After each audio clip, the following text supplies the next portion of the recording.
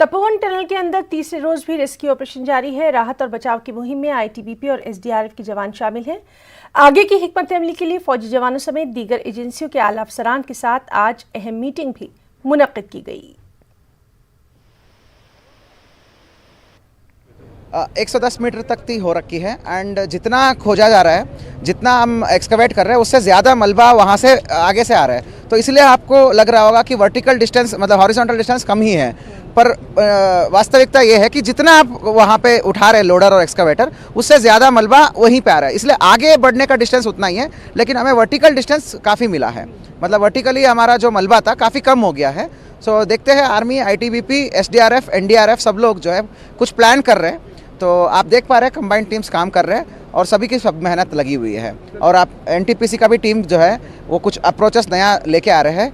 देखते हैं how to approach that. हमें एक नया पॉइंट बनाने का सोच रहे हैं। एनडीआरएफ की रेस्क्यू टीम भी अंदर गई है। रेस्क्यू टीम नहीं था, वो गलत मैसेज आया होगा, वो रेकी टीम था। तो कंबाइंड टीम था, वो आर्मी का, आईटीबीपी का, एनडीआरएफ, एसडीआरएफ का और ये एनटीपीसी के लड़के सब गए।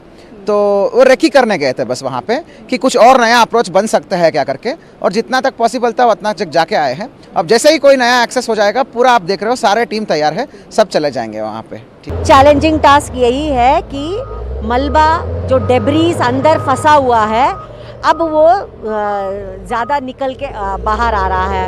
अब जो टेक्निकल एक्सपर्ट्स हैं एनटीपीसी के, वो ये कह रहे हैं कि अब थोड़ा रिस्की है, अंदर से पानी का बहुत तेज़ बहाव हो सकता है। तो आगे रहने किसी को अंदर जाने का उन्होंने अभी थोड़ा मना किया है। सिर्फ मशीन ही धीरे धीरे जाके जितना हो सके वो मलबा निकालेंगी।